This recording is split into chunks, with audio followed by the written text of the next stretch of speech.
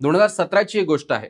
शरद यादव हे संयुक्त जनता दल बिहारचं जे नितीश कुमार यांचा पक्ष होता, त्या पक्षाचे ते राष्ट्रीय अध्यक्ष राहिलेले आहेत. त्यानंतर राज्यसभेवर खासदार होते आणि एक मोठं नाव नितीश कुमार यांच्यानंतर शरद यादव हे त्या पक्षात होतं आणि तोच पक्ष हा तिथे लालू प्रसाद यांच्या पक्षासोबत आणि काँग्रेससोबत सत्तेत आला होता आणि त्यानंतर सत्तेत आल्यानंतर शरद यादव यांनी मोठ्या प्रमाणावर भाजपवर टीका केलेली होती. शरद यादव यांनी आक्रमकपणे अगदी केंद्रात भूमिका मांडली होती आणि आपल्याला माहिती आहे की त्या पक्षाचं नितीश कुमार जरी नेतृत्व बिहारमध्ये करत असले तरी राष्ट्रीय स्तरावर शरद यादव हे नेतृत्व करत होते. 2017 मध्ये काय घडलं होतं तर नितीश कुमार यांनी पुन्हा भाजपसोबत येऊन सत्ता स्थापन करण्याचा निर्णय घेतला होता आणि आपल्याला माहिती आहे की बऱ्याच घडामोडी त्यावेळी घडल्या होत्या. त्याला शरद यादव आणि आणखीन एका खासदाराने मात्र विरोध केलेला होता आणि त्याच दरम्यान शरद यादव हे विरोधी पक्षाच्या म्हणजेच लालू प्रसाद यांचा जो राजद पक्ष आहे त्या पक्षाच्या व्यासपीठावर गेले आणि तिथे जाऊन त्यांनी भाजपवर टीका केली आणि नितीश कुमार यांच्यावर सुद्धा टीका केली होती आणि तिथे त्यांना सांगण्यात आलं होतं शरद यादव यांना पक्षाकडून म्हणजेच नितीश कुमार यांच्याकडून की तुम्ही विरोधी पक्षाच्या किंवा जो काही आपल्या विरोधात पक्ष आहे त्या पक्षाच्या मंचावर जाऊ नका, रॅलीमध्ये जाऊ नका आणि सत्ताधारी म्हणून आपल्यावर टीका करू नका.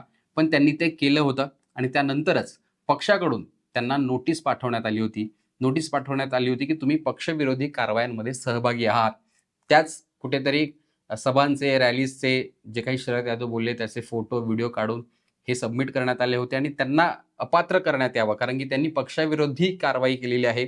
पक्षाच्या विचारधारेच्या विरोधात जाऊन त्यांनी काहीतरी केलं आहे असा आरोप करून त्यांना अपात्र करण्यात यावं अशी मागणी त्या पक्षाकडून नितीश कुमार यांनी केली होती आणि तिथेच तेव्हा सभापती हे व्यंकय्या नायडू होते आणि त्यांनी मान्य करत शरद यादव आणि आणखीन एका खासदाराला अपात्र केलं होतं आणि त्यानंतर कायदेशीर लढाई सुद्धा सुरू झाली कोर्टात. पण त्यांची टर्म ही संपली आणि त्यानंतर त्याचा काही निकाल पुढे लागला नाही किंवा त्याची काही चर्चा झाली नाही.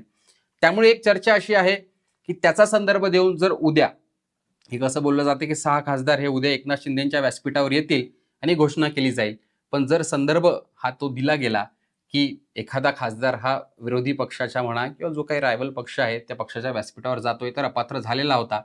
जर उद्या 6 खासदार हे एकनाथ शिंदेच्या व्यासपीठावर जात आहेत, तिथे काही भाषण करतायत किंवा शिंदेकडून ठाकरेंवर टीका टिप्पणी होत असताना ते तिथे उपस्थित राहत आहेत, तर तो एक संधी किंवा तो एक मुद्दा धरून ठाकरेंचे खासदार, ठाकरेंचे जे काही नेते आहेत ते पुन्हा लोकसभा अध्यक्षांकडे जातात का आणि अपात्रतेची कारवाई करा अशी मागणी करतात का ते पाहणंही महत्वाचं असणार आहे.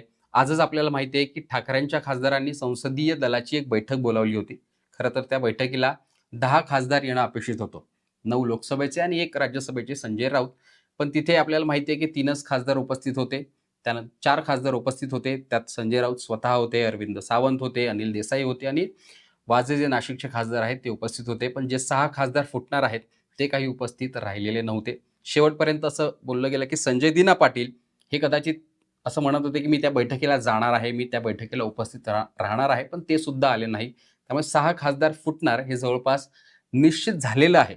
संजय राऊत यांची जी भाषा आहे, संजय राऊत यांचं जे बोलणं आहे ते बोलणं आणि ती भाषा पाहता हे खासदार फुटलेलेच आहेत आणि भलेही आता राऊत ज्या पद्धतीने बोलतायत त्यातला कुठलाही खासदार पुन्हा राऊतांच्या बाजूला जाऊन बसेल असं सध्या तरी दिसत नाहीये. त्यामुळे खासदार फुटलेत.